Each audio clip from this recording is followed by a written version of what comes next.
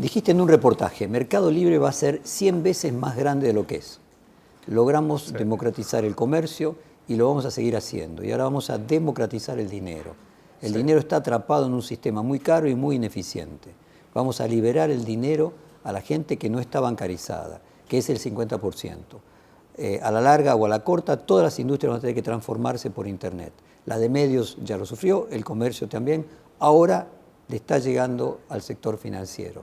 Sí. Me parece que, si bien es disruptor un cambio en los medios para la democracia, es disruptor un cambio en el comercio para la microeconomía, un cambio en el sistema financiero sería revolucionario en términos macroeconómicos. Para bien, porque el 50% de la población de América Latina no tiene acceso al sistema financiero. No puede ahorrar, no puede generar una renta, no puede pagar en cuotas, no puede pedir un préstamo. Creo que sería algo que beneficiaría a muchísima gente. Para darte un ejemplo, nosotros lanzamos nuestro fondo común de inversión con el Banco Industrial hace un poquito más de un año. Cuando lo lanzamos había en toda Argentina, un país de 45 millones de personas, 400.000 cuentas comitentes, en toda Argentina. Es decir, que prácticamente nadie invertía en fondos comunes de inversiones. Nosotros tenemos actualmente 800.000 personas invirtiendo en nuestro fondo común de inversión, es decir, el doble de lo que había en todo el país. Y la inversión promedio es de menos de $200. Así que gente que jamás se hubiese imaginado que podía abrir un fondo, invertir en un fondo común de inversión, lo está haciendo desde el teléfono, obteniendo una renta y teniendo capacidad de ahorrar. Entonces, hemos democratizado los fondos comunes de inversiones a punto tal que algo interesante, que pensé que no me ibas a preguntar, pero no me preguntaste hasta ahora, que fue muy interesante porque un día, que no me acuerdo cuál de las últimas crisis fue, subió mucho la tasa en Argentina y cayeron los precios de los bonos y nuestro fondo común de inversión, por un día, en vez de generarte un ahorro, tuviste menos dinero al día siguiente del que tenías, que es algo que pasa en los países normales, no pasa nunca. Y en Argentina más o menos cada 10 años pasa y los últimos 3 meses ha pasado varias veces. No, nos pasó ese día nomás. Y salió en todos los diarios. Y en Mercado Libre todos decían, esto es una mala noticia. Yo decía, esto es una buena noticia. Esto es la demostración de que ahora es masivo el uso de los fondos comunes de inversión. Porque antes, ¿a quién le interesaba cuánto rendía un fondo común de inversión? No salía en ningún diario. Ahora nosotros hemos agregado 800.000 personas al mundo de los fondos comunes de inversiones. Y empiezan a pensar, a decir, che, ¿cómo es esto? ¿Siempre sube? No, ojo, que a veces puede bajar, porque si sube mucho la tasa, porque cayeron mucho los bonos, al día siguiente puede llegar a tener un poquito menos. Y hemos democratizado los fondos comunes de inversiones. A ver, esto cuando vos decías de créditos de $100, de $200, ¿tiene algún punto de contacto con Janus, el hindú del Banco de los Pobres? ¿Tuviste algún contacto con él alguna vez? No. ¿Estudiaste su caso? No tuve contacto con él, pero creo que conceptualmente es lo mismo. Y nosotros, eso es del lado de los compradores. Después le estamos prestando en Argentina 30.000 pymes y el monto promedio es de $5.000.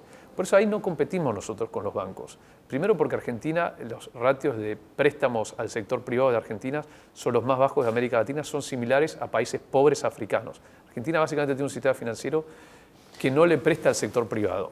Entonces, y al sector privado al que le prestamos nosotros, que son préstamos de $5.000, menos todavía les prestan los bancos. Con lo cual, nosotros no tenemos en ese aspecto una relación de competencia. Es parecido a lo de Janus en India. Creo que conceptualmente sí. Tal vez la diferencia más importante es el uso de la red de redes para distribuir los créditos. Claro, cuando él pensó estas ideas no existía Internet. Exacto. Pero el planteo es el mismo, que los microcréditos, él lo llama microcréditos, finalmente tienen tasa de no pago mucho menor que los grandes créditos. Sí. Y lo otro que podemos aprovechar... Deberías reunirte con Janus. Es cierto. ¿Qué pasa en Líbano? Que cuando ves que puede caer un gobierno completo por tratar de cobrar las llamadas por WhatsApp, ¿qué te produce? A mí, bueno, digamos, claramente no soy un experto en el Líbano. La sensación que me da es que es un país con muchas situaciones muy complejas, religiosas, y vive en un vecindario que encima ha estado siempre con muchos problemas. Y a veces es la gota que rebalsó el vaso, ¿no? con lo cual no sé. Pero claramente se han convertido en servicios esenciales. Claro, pero fíjate, uno está acostumbrado a que las grandes revueltas son porque aumentaron el transporte público, la nafta. Que fue lo que pasó en Chile. Claro, o lo que pasó en Ecuador con los combustibles, Sí. pero que sea las llamadas de WhatsApp es como un indicador de cuáles van a ser los servicios esenciales del futuro, ¿no? Sí. Y para concluir el tema financiero, dijiste, te voy a leer textualmente, el modelo financiero tiene fallas estructurales. Las ganancias siempre son privadas, pero cuando hay una crisis, las pérdidas son de la sociedad. Sin embargo, la solución no es más regulación.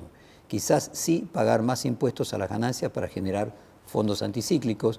Hay que alinear mejor los incentivos. No puede ser que cuando ganen se la lleven y cuando pierden hay que salvarlos para que no se arme una crisis catastrófica como la de 2001. O sea, finalmente, sos un socialista financiero.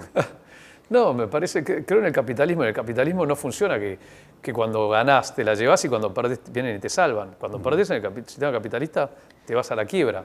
A ver si interpreto bien. Porque está claro que en el capitalismo actual hay un problema que lo marcaba Piketty, de una mayor concentración de la renta, un problema de distribución, una discusión. Sí. ¿A tu juicio el problema es financiero? O sea, el problema que hoy tiene el capitalismo... Para mí eso es el problema del sistema bancario, ¿sí? que genera riesgos sistémicos, Sí. pero mientras no los genera, las ganancias son privadas, y cuando genera riesgos sistémicos, no solamente como pasó en Argentina en el 2001, sino como pasó en Estados Unidos y Europa en el 2008. Sí, claro, 2008. La sociedad Sí, tuvo que salvar exacto, a los grandes bancos. Y como pasó en Inglaterra, como pasa en... Sí, Ahora, entonces, la pregunta es, ¿vos crees que el problema disfuncional que tiene hoy el capitalismo, de que está distribuyendo la renta más regresivamente que lo hizo hasta la caída del muro de Berlín, el fin de la Segunda Guerra a la caída del muro de Berlín con el estado de bienestar, tiene que ver con esto que vos marcás de que el mundo financiero no tiene los riesgos que tiene el otro mundo de la producción? Yo creo que esto es específico del mundo financiero bancario. Sí. Creo que lo que vos mencionás del capitalismo hay otras implicancias. Creo que lo que ha pasado a nivel mundial se han sacado más de 1.000 millones de personas de la pobreza. Entonces hubo una transferencia enorme de riqueza de Estados Unidos y Europa hacia Asia. Entonces la gente que estaba en Estados Unidos, y en esa transferencia de riqueza, las clases medias se defendieron mucho peor que las clases altas. Entonces las clases altas pusieron sus fábricas en Asia y quedaron igual o incluso mejor que antes. Pero el trabajador que estaba en Estados Unidos o en Europa, de golpe se quedó sin empleo y se defendió mucho peor. Yo no creo que es un problema del capitalismo, pero sino por una forma es un problema global. Muy bien, pero por una forma o por la otra, la distribución de la renta hizo a los ricos más ricos. En Estados Unidos, pero no en China. En China salieron más de 700 millones de personas de la pobreza y en India también, más de 300 millones. Entonces recordás que Marx planteaba la crisis del capitalismo, casualmente, porque la tendencia a los ricos más ricos iba a ser lo insustentable. Se equivocó, porque finalmente el capitalismo logró a lo largo de todo el siglo XX lo contrario, redistribuir la riqueza mejor que en el siglo XIX. Ahora el problema del siglo XXI se parece al del siglo XIX. ¿Vos no ves ahí una disfuncionalidad del capitalismo? Por más que saque de Asia 1.000 personas de la pobreza, 2.000 en todo el mundo a lo largo de los últimos 20 años. Eso fue gracias al capitalismo. Claro, lo que pasa es que eso se generó porque mucho empleo y riqueza que había en Europa y Estados Unidos se transfirió a Asia y la gente, en mi opinión, la gente que se pudo defender menos, que es la clase media, se vio perjudicada, mientras que la clase alta, que era se enriqueció más que antes. ¿Y ahí no hay un problema? Eso se soluciona no cambiando el sistema de producción, sino cambiando los impuestos. En Estados Unidos el impuesto a las ganancias de capitales es mucho menos que el impuesto a las ganancias. Es decir, no hay impuesto al patrimonio, y el impuesto a las ganancias, es decir, el impuesto sobre tu sueldo es del 35%, pero el impuesto, si vos sos un capitalista que invierte y tiene una ganancia, es del 20%. Exacto. Entonces, alguien que gana miles de millones de dólares en Estados Unidos paga mucho menos impuestos que alguien que gana $100.000. Es lo que dice Warren Buffett, que es demócrata, digamos, socialista. Warren Buffett dice, yo pago menos impuestos que mi secretaria, porque todas sus ganancias vienen de ganancias de capital. Yo creo que en Estados Unidos se podrá solucionar de una manera relativamente fácil.